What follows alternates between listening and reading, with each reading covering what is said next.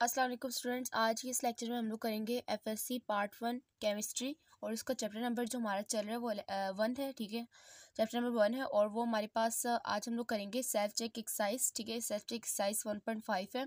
इससे पहले स्टूडेंट्स आप लोगों ने अपने बुक से इसकी स्टेटमेंट देखनी है। ठीक है, स्टेटमेंट अगर आप लोग यहाँ पे देखें, स्टेटमेंट यहाँ पे पेज नंबर 16 पे मौजूद है और स्टेटमेंट में यहाँ पे क्या लिखा हुआ है, the overall balanced equation for balanced equation for production of ethanol. Ethanol की प्रोडक्शन के लिए जो ओवरऑल बैलेंस्ड इक्वेशन है वो क्या है, from glucose is as follows. हमें इक्वेशन दी हुई है C6H12O6 plus goes to form क्या बनता है, इससे एथेनॉल बनता है। एथेनॉल का फॉर्मूला है और plus 2 carbon dioxide, 2 moles of carbon dioxide और 2 मोल्स ऑफ एथेनॉल बनता है। फर्स्ट हमें कहा है what is the theoretical yield of ethanol available for 10 gram of glucose. Theoretical yield निकालनी है एथेनॉल की 10 ग्राम ऑफ ग्लूकोज में कितना होगी। ठीक है, और दूसरा में कहा हुआ है if a particular experiment if in a particular experiment, अगर किसी खास एक्सपेरिमेंट में बता दिया गया कि ग्लूकोज का जो मास है वो 10 ग्राम है और एथेनॉल का जो मास है वो 0.664 ग्राम है, तो हम लोगों ने परसेंटेज यील्ड बताना है। पहले में हम लोगों ने बताना है थ्योरेटिकल यील्ड ऑफ एथेनॉल, दूसरे में हमने परसेंटेज यील्ड बताना है। तो स्टूडेंट्स फार्मूला आप लोगों को याद होगा, फार्मूला जो है परसेंटेज यील्ड का हम लोग पढ़ चुके हैं, actual yield divided by theoretical yield. तो इस फार्मूला को यूज़ करते हुए हम लोग अपने इस न्यूमेरिकल या फिर जो सेल्फ चेक एक्सरसाइज इसको सॉल्व करेंगे। तो स्टूडेंट डाटा मैंने यहाँ पे लिख चुकी हूँ। ठीक है, C6H12O6 goes to form 2C6H5OH plus 2 carbon dioxide, 2 moles of carbon dioxide. तो स्टूडेंट्स अगर आप लोग यहाँ पे देखें, हम लोगों ने यहाँ पे इक्वेशन लिख ली। अब हमें दूसरा में क्या कहा था, दूसरा में पहला पार्ट, इस क्वेश्चन का पहला पार्ट था थ्योरेटिकल यील्ड ऑफ एथेनॉल निकालना है, मास ऑफ ग्लूकोज हमें गिवन है। तो स्टूडेंट इससे हम लोग कैसे निकाल सकते हैं, इसको हम लोग स्टोइकोमेट्रिकली यूज़ करेंगे। सबसे पहले पहले पोर्शन को हम लोग सॉल्व करते हैं। पहले पोर्शन में अगर आप लोग देखें स्टूडेंट्स, तो आपको जो चीज़ गिवन है, अभी आपको यहाँ पे मास दिया हुआ है ना, मास ऑफ ग्लूकोज। तो मास ऑफ ग्लूकोज से आप मोलर मास निकालें ग्लूकोज का। मोलर मास ऑफ ग्लूकोज आपको ये मोलर मास ऑफ ग्लूकोज ये आपको खुद करने आना चाहिए और इसका मोलर मास कितना आता है, 180 ग्राम पर मोल आता है। ठीक है स्टूडेंट्स, अब इसके बाद आप लोगों ने करना है कि अब आप लोगों ने मोल्स ऑफ ग्लूकोज निकालना है। इससे मोल्स ऑफ ग्लूकोज कैसे निकालते हैं, given mass divided by molar mass. Given mass हमें गिवन है 10 gram divided by molar mass कितने 180 ग्राम पर मोल। ग्राम ग्राम से कैंसिल हो जाएगा और 10 को 180 से डिवाइड करेंगे, आपके पास ये क्या आ जाएगा, मैं आपको करके दिखाती हूँ। ये हमारे पास ये आता है 0.056। तो इसको हम लोग कभी करते हैं और आगे हम लोग देखते हैं कि 10 को डिवाइड करने पे हमारे पास क्या आता है। 10 को डिवाइड करना है 180 पे, तो इसको हम लोग फर्दर सॉल्व करेंगे। 10 divided by 180 which is equal to, यहाँ पर सारा 0.0556। ठीक है, 5 आ रहा है लेकिन हम इसको 0.056 कह सकते हैं, मोल्स आ गए। ठीक है स्टूडेंट्स, हमारे पास क्या है, ग्लूकोज के मोल्स आ गए। अब स्टोकियोमेट्रिकली हम देखेंगे, स्टोकियोमेट्रिकली तो हमारे पास ये क्या आएगा। अब स्टूडेंट्स इक्वेशंस को यूज़ करने का टाइम आ गया। ठीक है, इक्वेशंस को यूज़ करते हुए आप लोगों ने फर्दर सॉल्व करना है। और अगर आप लोग इक्वेशंस को देख रहे हो, इक्वेशन में अगर आप लोग देख रहे हो 1 ग्राम ऑफ ग्लूकोज से 2 ग्राम एथेनॉल बन रहा है और 2 ग्राम नहीं है, 2 मोल हमारे पास क्या बन रहा है, कार्बन डाइऑक्साइड बन रही है। आप स्टूडेंट्स हम लोग यहाँ पे क्या लिखेंगे, 1 ग्राम ऑफ ग्लूकोज क्या प्रोड्यूस कर रहे हैं, C6H12O6 क्या प्रोड्यूस कर रहा है, प्रोड्यूसेस इक्वल टू कितने ग्राम ऑफ एथेनॉल, कितने मोल्स ऑफ एथेनॉल दे रहा है, 2 मोल्स ऑफ एथेनॉल। अगर आप लोग इक्वेशन को देखें, इक्वेशन में अगर आप लोग यहाँ पे देख रहे हो कि 2 मोल्स ऑफ एथेनॉल प्रोड्यूस हो रहे हैं, 1 ग्राम या फिर 1 मोल यहाँ पे लिख देंगे ज़्यादा बेहतर है, 1 मोल ऑफ ग्लूकोज से। ठीक है, अब इसके बाद स्टूडेंट्स हम लोगों ने लिखना है, हम लोगों ने जो फाइंड आउट किया था 0.056 मोल्स ऑफ C6H12O6, इसको क्या करूँगी, सिंपली मैं 2 को मल्टीप्लाई कर दूँगी 0.056 से। ठीक है, ये मैं आपको पहले भी बता चुकी हूँ, इस तरह का क्वेश्चन मैं आप लोगों को पहले बता चुकी हूँ। आप लोग अगर मेरा फर्स्ट लेक्चर देखें केमिस्ट्री से रेलिवेंट तो आपको पता चल जाएगा। तो यहाँ पे मेरे पास क्या आ जाएगा, 1 मोल्स ऑफ एथेनॉल, क्योंकि हम लोग देख रहे हैं 2 मोल्स ऑफ यहाँ पे क्या था, एथेनॉल था। तो स्टूडेंट्स अगर आप लोग यहाँ पे देखें, हमारे पास ये क्या निकल आया है, एथेनॉल के मोल्स निकल आए। लेकिन हमें क्वेश्चन में क्या कहा हुआ था, आपने निकालना है थ्योरेटिकल यील्ड ऑफ एथेनॉल। तो ये हमारे पास किस में आया, मोल्स में आया। अब इसको हम लोग किस में करेंगे, मास में कन्वर्ट करेंगे। अब आपको पता होना चाहिए मोलर मास ऑफ एथेनॉल, ये आपने पीरियोडिक टेबल से देखकर सॉल्व करना होता है। मोलर मास ऑफ एथेनॉल ये हमारे पास क्या आ रहा है, विच इज़ इक्वल टू, आप इसको करके देखेंगे आपके पास ये क्या आएगा 46 ग्राम पर मोल आएगा। अब इसके बाद स्टूडेंट्स अगर आप लोग देखें यहाँ से आपने मोलर मैथ तो यूज़ कर लिया, अब आपने गिवन मैथ निकालना है। गिवन मैथ आप कैसे निकाल सकते हैं, गिवन मैथ का फॉर्मूला क्या है अभी हम लोग देखे हैं, नंबर ऑफ मोल्स से नंबर ऑफ मोल्स निकालने देखा है हम लोगों ने। नंबर ऑफ मोल्स किसके बराबर होते हैं, गिवन मैथ मोलर मैथ। जब गिवन मैथ चाहिए तो मोलर मैथ यहाँ जाके मोल से मल्टीप्लाई हो जाएगा और हम लोग क्या लिख देंगे, moles multiply by molar math. Molar math को एम से शो कर रही हूँ, तो मोल्स हमारे पास कितना है 0.112, ठीक है 0.112 है मोल्स। और जो मोलर मैस है वो हमारे पास क्या है, molar mass which is equal to, molar mass है 46 ग्राम पर मोल। इसको आप लोग मल्टीप्लाई करें, आपके पास ये फर्दर आंसर दे देगा 0.112 विच इज़ मल्टीप्लाइड बाय 46। हमारे पास ये क्या आ रहा है, ये हमारे पास आ रहा है 5.152। तो स्टूडेंट्स ये हमारा आंसर आ गया 5.152 है, ठीक है 152 ग्राम्स। तो स्टूडेंट्स ये हमारे पास क्या आ गया 5.152 ग्राम्स ऑफ एथेनॉल जो हमें क्वेश्चन में निकालना था, थ्योरेटिकल यील्ड। अब स्टूडेंट्स हम लोगों ने दूसरा पार्ट सॉल्व करना है। दूसरे पार्ट में हमें क्या कहा है, हम लोगों ने क्या निकालना है, परसेंटेज यील्ड निकालना है। तो परसेंटेज यील्ड के लिए हम लोग क्या करेंगे, परसेंटेज यील्ड के लिए आपको फॉर्मूला मालूम है इसका, percentage yield which is equal to, percentage yield हमारे पास क्या होता है, actual yield divided by theoretical yield which is multiplied by 100, ठीक है ये आपको मालूम है फॉर्मूला। अब स्टूडेंट्स इसमें आप लोगों ने सिंपली वैल्यूज पुट करनी है। अगर आप लोग यहाँ पे देखें, आपको यहाँ पे कहा है अगर मैस ऑफ एथेनॉल इतना है, यानी कितना है 0.664, और हम लोग थ्योरेटिकली फाइंड आउट कर चुके हैं 5.152, और मैस ऑफ ग्लूकोज सेम ही है।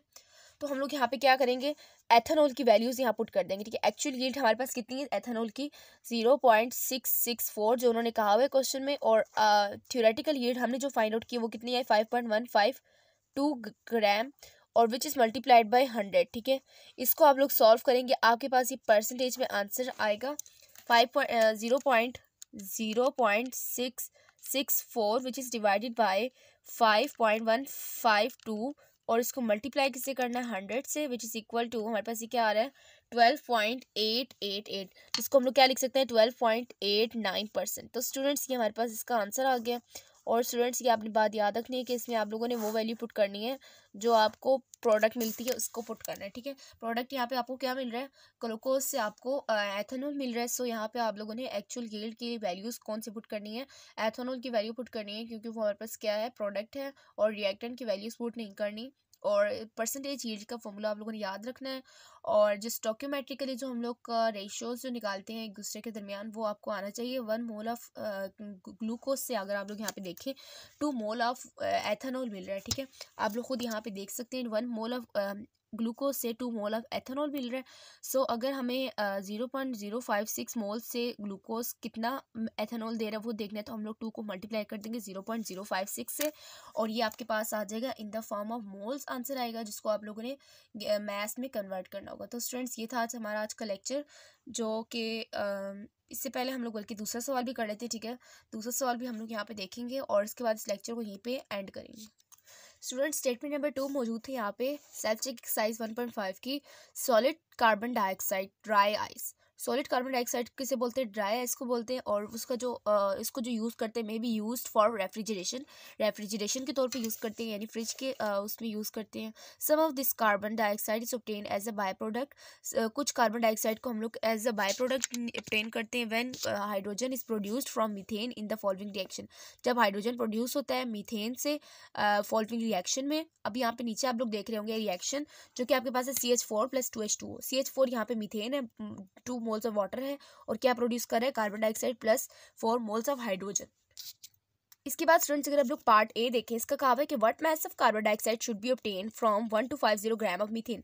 मीथेन से हमारे पास कितना कार्बन डाइऑक्साइड निकलना चाहिए, मास ऑफ कार्बन डाइऑक्साइड निकाल ले। और दूसरा अगर आप लोग देखें आपको क्या दिया हुआ है, एक्चुअल यील्ड इज ऑब्टेन 3000। अगर एक्चुअल यील्ड हमारे पास क्या है, अगर एक्चुअल यील्ड हमारे पास है 3000, ठीक है, और हम लोगों ने इससे क्या करना है, एक्चुअल यील्ड हमें किसका दिया हुआ है, ये कार्बन डाइऑक्साइड का दिया। कार्बन डाइऑक्साइड की एक्चुअल यील्ड 3000 है, तो हमने परसेंटेज यील्ड निकालनी। स्टूडेंट्स यहाँ पे मैं इसकी डाटा लिख चुकी हूँ, ठीक है।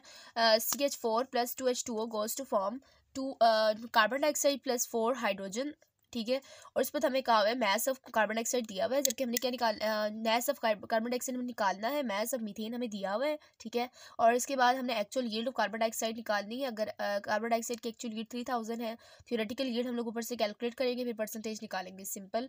तो सबसे पहले हम लोग पहला देखते हैं, हमें यहाँ पे क्या दिया हुआ है, मास ऑफ मीथेन दिया हुआ है। तो मास ऑफ मीथेन से मास और मोलर मास ऑफ मीथेन निकालूंगी, ठीक है। मैं मोलर मास ऑफ मीथेन आपको मालूम होना चाहिए, CH4 जो फॉर्मूला है उसका मोलर मास क्या होगा।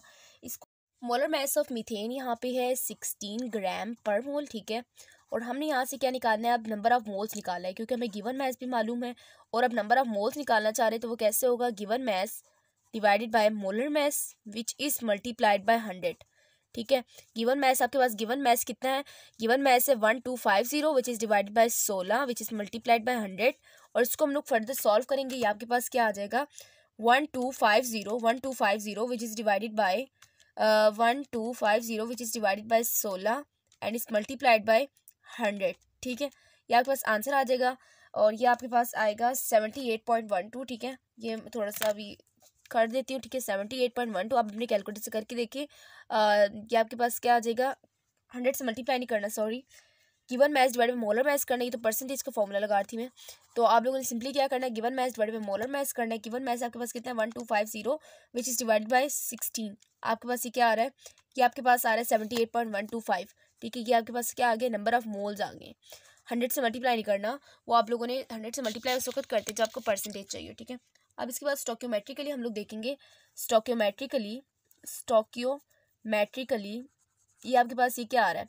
अब इसको हम लोग सबसे पहले रेशो लेना देखेंगे। अब हम लोग देख रहे हैं यहाँ पर 1 मोल ऑफ मीथेन से हमें क्या प्रोड्यूस हो रहा है, 1 मोल ऑफ मीथेन से 1 mole of carbon dioxide he produce हो रहा है। अब स्टूडेंट्स अपनी बात याद रखनी है, जो चीज़ आपको चाहिए होती है, लेट्स सपोज अभी आपको यहाँ पे कार्बन डाइऑक्साइड चाहिए, तो उसको आप लोगों ने राइट साइड पे रखना है, ठीक है। 1 मोल ऑफ मीथेन से 1 मोल ऑफ कार्बन डाइऑक्साइड निकल रहा है, ठीक है। 1 मोल ऑफ कार्बन डाइऑक्साइड। अगर हम लोग यहाँ पे देखें कि अगर हम लोग देखना चाहते हैं 78.125 मोल्स ऑफ मीथेन से कितना कार्बन डाइऑक्साइड प्रोड्यूस हो रहा है, तो हम लोग सिंपली क्या कर देंगे, 78.125 को मल्टीप्लाई कर देंगे 1 से।